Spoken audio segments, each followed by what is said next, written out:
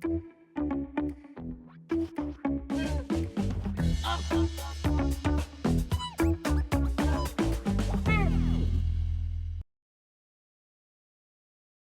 I'm Nita McEvoy, and this is Ageing Disgracefully with my good friend Garry Kousoulou. I love that name.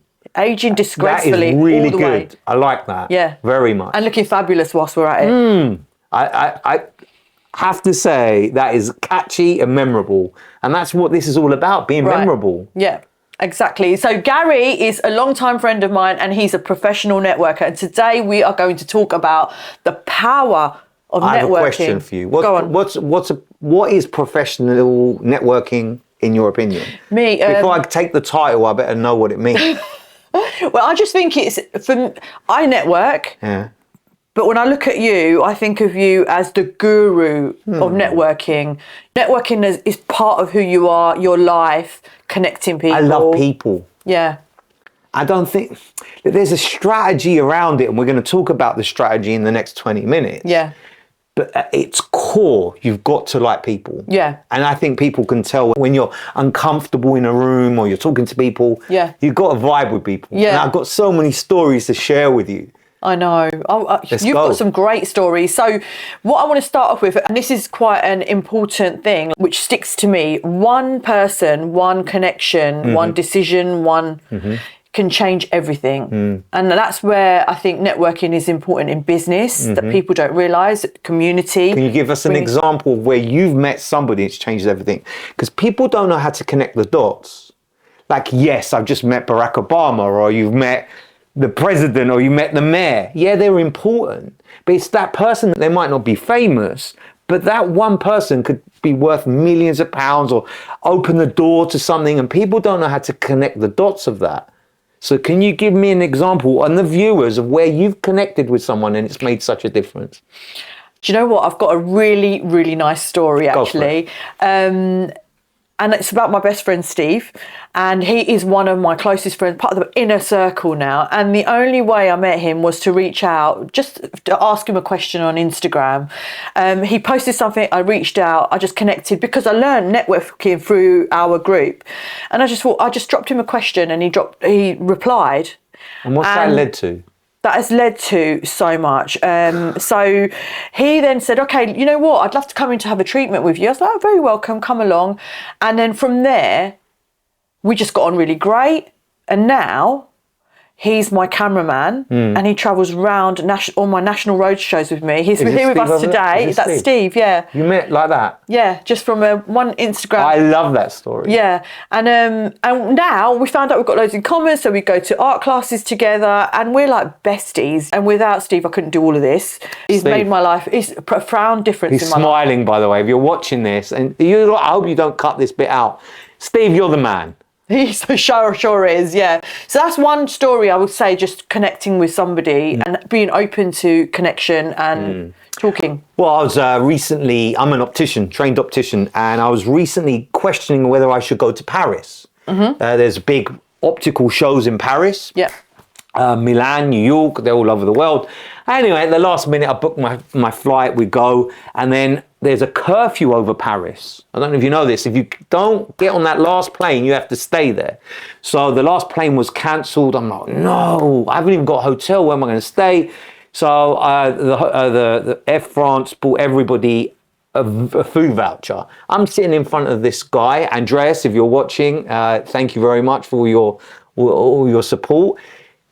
And we just start talking. He's in front of me, I'm in front of him, we're having a chat. He's a financier. He says, Garry, if you get on a good deal, I'd like you to stay in contact. I said, no problem. I followed up, which is really important. People forget you. From that, we might be buying a £7 million business. That was 2 weeks ago. Oh, wow. I got pinched by a £7 million business. It's 150 years old. And just the opportunity landed in my lap. And I wouldn't be doing it unless I met him in Paris at an airport and a plane had got cancelled. Wow. Wow. So it's like a time, a place, and the connection. It can be chance, but it's meant to be. I'm going to go deep. Go on. May I? Yes, This is your interview. You're meant to be interviewing me. No, go. All right, so we call something an opportunity, right? Opportunity is there. But there's also something called opportunistic. That's interesting. Let me just talk to you, because your IQ, if you don't know Nita, she's got a very high IQ. So let's see, something I struggle with is I assume everyone listening to me can connect the dots. So you be my guy, right? So opportunity is? Something that presents itself. Okay, and over opportunistic is? You're going out to find something to present itself. I see it slightly different. So you and I are walking along, you're in front of me, you drop 50 pounds. Okay.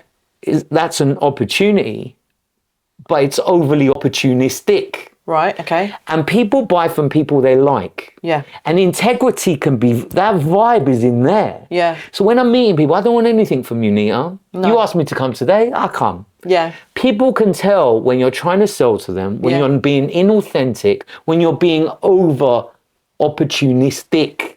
And this is a really important vibe. When you go to a networking group and you're like thinking, right, this is costing me money being here today. I've got to make some connections. What am I going to get from it? What am I going to get? And it's quite aggressive. And I see it in people that are very naive to business. What am I going to get? Let me just give you my card. And it doesn't work. Right. So it's over opportunistic. Yeah. And then there's something called integrity. So your £50 fell out and I took it. Okay. Right? That's not good vibe. No. And if your integrity is out of line, you miss a beat of life. People say, well, what are you on, Garry? Why are you like that? Why are you so energetic? Yeah. Because I love life. And my integrity, if you spoke to my mum, and then you spoke to a priest, and then you spoke to Steve, who I've just met, they would all kind of say the same thing. He's an optician, he's lively, he's a nice guy, I hope. And that's where your integrity is in line. That when you get to that point of networking, where you understand the opportunity, don't be over opportunistic. So would you say that was always thinking about the long term, not opportunistic in the moment, but you're always thinking about the long term, because networking is one of those trees that bears fruits for many years ahead, but you get back what you give in. Definitely. Definitely. Being a good person and this whole, if I help you, you help me, people don't get it. Henry Ford was the one that said, the more people I help, the more likely it is I'll get what I want. That is lost on 90% of people. They don't get that. And how are you meant to teach that when it's so core? How are you meant to teach integrity? I want to go to prisons and I want to do this exact thing of talking to the prisoner, because it takes more effort to break the law than it does to be legit. Yeah. You and I see opportunity, we go for it. Yeah. And it's legitimate and we pay our taxes. Yeah. Somebody in prison has done something because they saw an opportunity and they got caught because it's against the law, it's against the opportunity. Yeah. And this is something I'm quite passionate about. And that has a hell of a lot to do with networking. Because networking, you see an opportunity, but you don't know it yet. So I speak to you, you've invited me here today. I got to meet a really prominent doctor, an influencer. I then put the dots together. I'm going to follow up on him and something magical will happen. Yeah. But you're going to make that happen. Yeah. And got to want to do it for the right reasons. If he thinks I'm trying to sell to him, it won't happen. Yeah. So I'm going to create that opportunity, if that makes sense. It really does. And I think there's something to be said about, when you give, don't always look about getting back. Give because you're giving. Definitely. And then let that karma come to you. And there's about having skillfulness. I just made, outside, while I was waiting to be interviewed, I was reading a book. And by chance, I put this book in my bag. Oh. And it's called For the Love of Networking. Very interesting. Hey, John Harvey, I've never met you, but I just sent you a LinkedIn post. So if we talk about two types of networking, in person and offline, how long have we got left for our interview? About another 10, 15 minutes. All right, let's talk about in person. Yeah. All right, how do we network really well in person? Well, that's quite a good thing that you brought up, because I think we're losing ourselves in the digital age. We're behind screens all the time. So people are not actually making that effort to network. But when I network, I think I have been a shy networker. until, you know, I got used to it a little bit. And I found that the good networkers were always the ones that probably came to you and showed kindness, that realised that I was there, I'm a fish out of water, but they were kind enough to come over. So lovely. Like, that's a really nice thing. But get over the idea that networking is in a room and business people and all that. Like, I do some amazing networking at church, walking down the road, going into a supermarket. I did networking in a Paris airport, in McDonald's, eating chicken nuggets. Wow. And then and that could be the biggest deal of my life. Yeah, that's true. Because eye contact. Have you heard of a thing called, what's it called now? It's a course. It's called Landmark Forum. Have you ever heard of it? Yeah, I think I have, yeah. And what it is, there's a 3-day course and they teach you the meaning of life. Right. And I've done the 3-day course, and I don't want to be a spoiler here, but nothing really matters. It's all cool. Everything is chill. Be relaxed, right? And part of it is giving people eye contact, meaning of life. I'm going to connect with you. I'm looking at you in the eyes. Notice how many people don't look at you in the eyes. I'm looking at you, and you're looking at me, and we're connecting, right? So the point I'm trying to make is, if you're working in real life, you've got to make eye contact. So that's the beginning of good networking. Smile. You know, a smile is an international signal for I'm happy. Yeah. People don't want to deal with miserable, negative, closed-minded people. No. They want to deal with open-mindedness. Yeah. And there's got to be some synergy. So that very first impression of how we're dressed, how we smell, how we look, you've got a couple of seconds to make that first really good impression. So eye contact, smile, look sharp, make sure you haven't got anything going wrong. That gives you a really good advantage. Now we say small talk. My wife hates small talk. She hates it. She's like, how are you so good at small talk? The thing is, you don't say to people, what do you do? How's your day going? Don't worry about that. They're there for a reason. Or you ask about the person. Tell me about your business and the outcome. What do you do for your customers? What do you do so you and I have never met, and we're like at a place, whatever, networking. Nita, what do you do for your customers? I help people to feel their best, look their best, and feel younger for longer. Wow. And I think that has a profound effect on their happiness. I love that. I love that. And then you would say, well, what do you do? And then there's this kind of beautiful place that you get to. Now, sometimes awkward. What do you do? I'm a beautician. What do you do? I'm an optician. Okay. Then there's silence. Yeah. Then like, I got to get out of here. You're boring, I'm boring, everyone's boring, we haven't synergized. Yeah. For me, when I meet a beautician, I'm like, oh my God, is it true that you know all the gossip and who's having affairs? And you're like, the beautician's like, yeah, that is true actually, because a woman or a man tells her beautician everything, right? Is that true? That's why it's called beauty therapy. Oh my God, they're the most interesting people. They're like so interesting. You know about skincare, you know about everything. Yeah. Like it's the biggest organ on our body. Yeah, skin, yeah. Like if I am in a networking event, I meet a beautician, I'm like, whoa, let's talk. This is a really interesting person. Yeah. Find that interest. You got to like people. Can I tell you a story? Go on, yes, I'd love your stories. Really quick one. So last week I had an operation on my shoulder. I had a lump on my shoulder. Oh dear. No big deal. The doctor said, look, Garry, that's not cosmetic. Okay, that's good. That is not going to happen on the NHS. So I say to the doctor, look, you're wearing glasses, they're really old. And he's like, what? I'm like, yeah, I can tell those are a few years old. Let me make you a new pair of glasses. And he starts writing out the thing and I connect. I then send him off to a really good optician around the corner. I'm helping him, he's helping me. He said, I suppose I didn't get much movement out of that. I get my surgery. I go into surgery, I'm nervous, but I'm cool. I go under anesthetic and my eyes open up. The nurse that was there, a recovery nurse, right, they're there. And she says, hi, Garry, you're just coming around from your surgery. And I hear her accent, she's Nigerian. And the first thing I say, you Nigerian? She says, yeah. And I say, you Igbo. Do you know what Igbo is? Is it a language or it's a tribe. Yeah, it's tribe. the biggest tribe.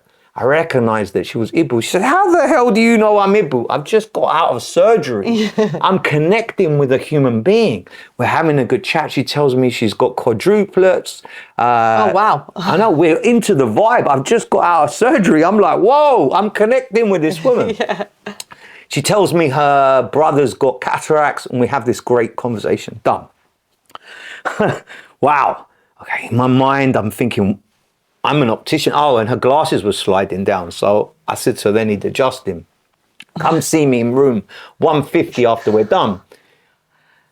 What are the chances of this scenario? 1 million. I checked it on the internet. It's literally 1 billion to 1.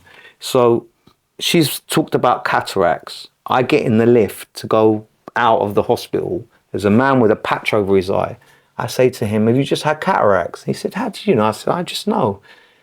And I said to him, it's amazing cataracts, right? And he's like, yeah. And he said, you know, my dad invented cataracts. I said to him, what?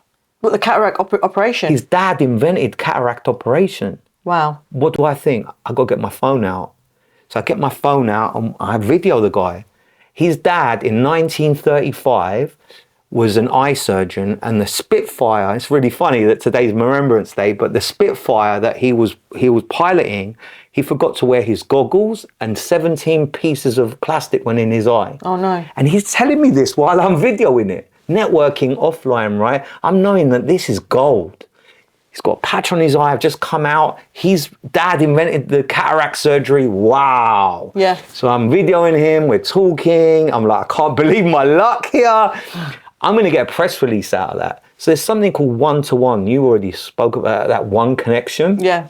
If I'm lucky, I get a press release out of it, and it will go to tens of thousands of people. So one to many. This man is, his dad is famous. Yeah. Beyond belief. He's helped so many millions of people not be able to see. So that story hasn't finished yet, because I'm doing the New Year's Day parade for Hackney. Yeah. He's going to be part of that. Wow. My life, I'm so blessed because I've got this connection with people. Do you know what? I want to ask you a question with that, because what I've noticed in everything you've just said is find something about the other person. So you're always thinking maybe through the other person's lens. Find something about them that you can connect with them through. So what you've done is that you've spoken to these people and you've connected with something about them. You haven't made it about you. You've made it about them. So you're then totally connecting with them. And I'm not even thinking about it. And I'm good at people. You're good at people. You see, public facing, we're good with people. You know, I know if someone's weird. But okay, I know if someone's happy. I know if someone's depressed. Yeah. How do I know that? Yeah, but I mean, has it been you know that. Is it a gift that you? Yeah. You know, got those. But how do you develop those skills if you feel like you haven't got them? That's What is the first thing? That's such a great question. So I owned an optician's, and we would study every day. I'd get a book out about body language, about communication skills, about selling, about every, like tonality. You know, there's 3 things to communication, right? Okay. So what you say is only 5%. 40% is your body language, your kinesthetics, and then there's the tone. I could say something, and I could say something, and I could say something. Yeah. Like, your tone is everything. So understanding, mirroring, it's called neuro-linguistic programming. One of the biggest shifts in my life was understanding how to mirror someone. Mirroring, okay. Yeah, when you're dancing, you know. When you're kissing, you know. That's like the ultimate. When we're making love to our partner, we know, right? Yeah. And that's the ultimate. But you can get like that with a stranger just by having that rapport, which then brings me onto a word called charisma. What's charisma? Charisma is about being memorable, being understood. Like, you meet people, you forget them. Today at church, bumped into someone. He said, Gary. I was like, I'm so sorry, I don't remember you. And I have to be honest with him. He goes, Gary, don't you remember? You used to do this graffiti called When in Doubt, Mellow Out. And I'm like, hey, Nick, if you're watching, I'm sorry I didn't remember you. But he was like, yeah, you remember. And I was like, I don't remember. So he remembers me from 30 years ago. Okay. By being charismatic. And what is your charismatic vibe? It doesn't have to be much, It could just be that you're wearing something unusual, or you might say something that isn't scripted. That comes from within, and practice, like you said, podcasts, reading.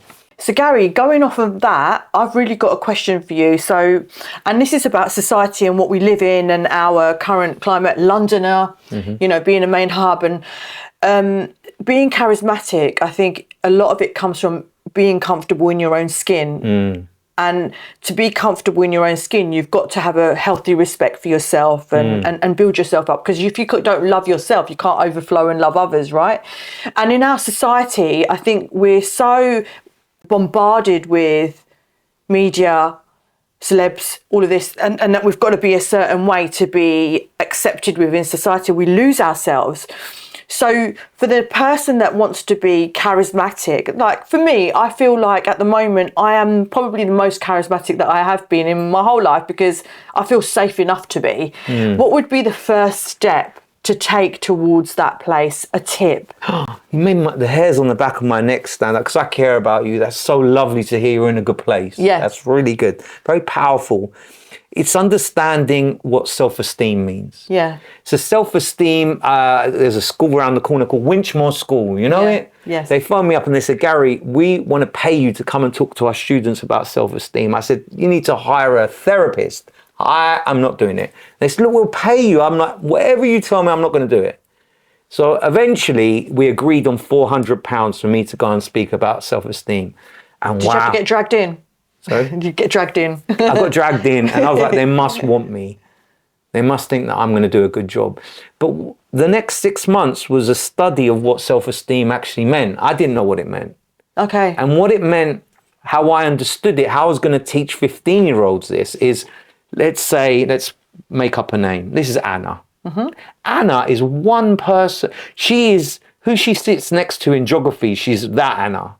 Who she speaks to on her dad's side cousin is another Anna. Okay. Who she goes out to netball is another Anna, and who she is to her maths teacher is different to her geography teacher. She's a million different people. Yeah. And her self-esteem isn't aligned.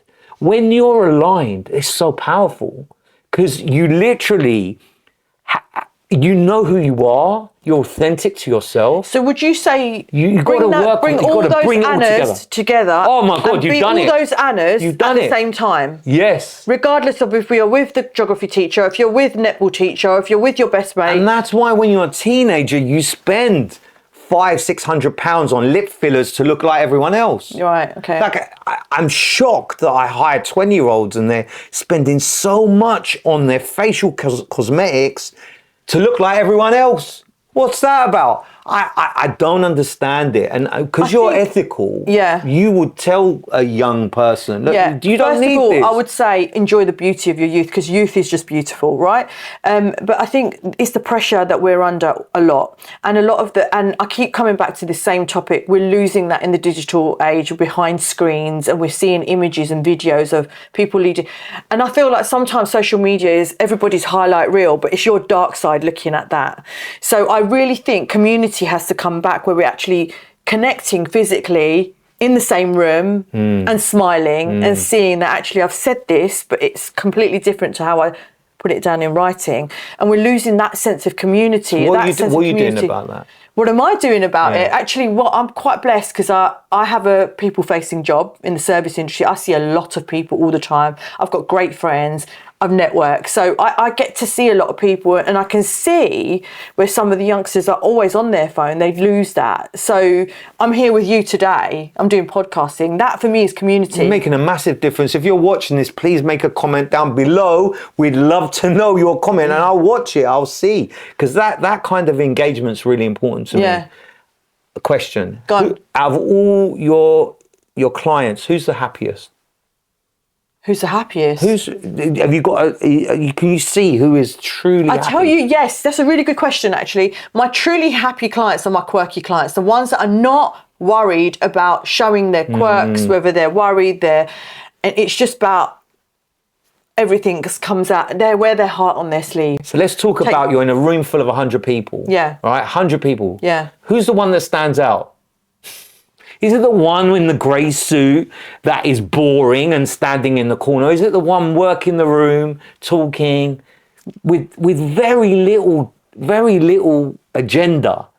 I think we're becoming a lot more aware of the importance of networking. To start with a baby step, what would be your first baby step? You've got your eye contact, you've got your smile. Yes. You've got show up, dress up, make sure that you're looking the part. Yeah. And then keep it short. Don't be with the same person for another half an hour. If the networking event's an hour. Keep moving, keep shaking. Keep shaking, keep moving. I like that. Yeah. But do it politely. Okay. Do it politely. It's cool. Don't look at your watch. Don't make that person feel bad. Say, look, I've really got to get round. Can I have your card? You give me your card. I haven't got my card. That's okay. Can I have your number? Understand search engine optimization, because being memorable, like I was in a petrol station, I remember the guy's glasses were all wonky. I said, just type in Optician Enfield, I'm first. You need those little quirks. There's a thing called an NFC card. You can touch someone's card and you get their number. It's vitally important that you have their contact details. So it's vitally important that you're organised within yourself. That shows a healthy respect for yourself. And then in networking would be to take an interest in the other person, not just to bomb them who you are, and your smile and your eye contact, and then keep moving. And like, if you're a beautician, you might want to give some free advice. Like certainly when I'm looking at someone as an optician, I can tell if you've got cataracts, I can tell if you've got high diabetes, if you've got rosacea that leads to dry eye. Your glasses might be loose. I never go home. Like if you look at my bag, I've got a toolkit in there. Yeah. Like at the end of the day, you've got a skill. So if you're an accountant, maybe you're working the room, say, have you seen what Rachel Reeves is doing next week? Yeah. Let me just send you a piece of information. So that's really good. Boom, boom, boom, boom. Because I think a lot of people are afraid of giving out their knowledge and afraid of giving out their secrets and afraid of sharing. What do you think about that? We're not in 1982 anymore. The world has changed. Yeah. You give. Gary Vaynerchuk, if you don't know who he is, check him out, right? He's all about giving. Give. Don't worry about it. They can find it on ChatGPT. I've got a solicitor and a therapist and everything. I can find this information out. Give what you like. How's my skin looking? Yeah, I think we could freshen it up a little bit. Thank you. What would you do? I'm going to do you a exfoliating facial, make it look bright a bit. Right again. I worry about blackheads. Yeah, I'll do that. Yeah, I do worry about that. How do I get rid of that? I'm going to steam you and I'm going to extract it. I'm going to feed the skin with vitamins. Feed the skin, feed my soul. But this is a conversation of like, I need to remember to speak to this person because she's given me some free advice. Right, okay, yeah. Like, try that, that's okay, it's fine. So I've left the networking event. I'll then have my cards or whatever I'm going to do. A lead is hot for a reason. It gets cold. Try and do it that evening, that day. Right. If they're quite charismatic, you might even do a video to them. Say, hey, it was good to meet you. Afterwards, let's do a virtual coffee. And then it moves to Zoom. Then it moves to WhatsApp. And you're vibing. You build it up. And then the more you do it, the more you become experienced. The more comfortable you get, the better you get at it, right? And then there's points where I feel uncomfortable because they don't want to be there. They're not enjoying themselves. And you've got to be all right with, actually, this is your loss. You always speak to me. And just let them go. Let them go. Let them go. People are miserable. You've got to accept it. People are not developed. They might have had an argument with their partner. You just got to go with the flow and let it be. So just connections in business are important because you don't know which one's going to lead to the next. So would you say for somebody opening their first business, they should go out networking? It's incredible how many businesses fail. So you fail for many reasons. Yeah. And you've just got to get yourself together with finance, operations, marketing. Marketing, let's just talk about that bit. So yes, you've priced all your stuff well. Yes, you've got that system going on. Yes, you've got your operations going. But what's marketing? Marketing is keeping your clients and getting a new one. Yeah. And that's what I love. And maybe that's why I connect the dots. So I'm a part of something called BNI. You don't have to join that. That's how we met. Like keeping the client happy. I'm sending all my clients a Christmas gift of some description. That's networking. Yeah. It's getting back in touch. And memorable, right? Memorable. Send them a card. Be in touch with them a few times. get to really understand your clients. So keeping the clients networking So- as well as getting a new one. A lot of my practitioners are scared of marketing. They think, oh, maybe my client doesn't want to hear from me. I say to them, market anyway, and if they don't, they can let you know or unsubscribe, or they just won't engage. What do you think about that? You owe it to them to stay in touch, no? To me, it's obvious. Look at the hero brand. How about the Kardashians? One of those girls. Which one do you like? I actually like Kylie Jenner's makeup. So. Jenner, right? So Jenner, how did Jenner smash it out? She understood that she needs to be really visible and really credible.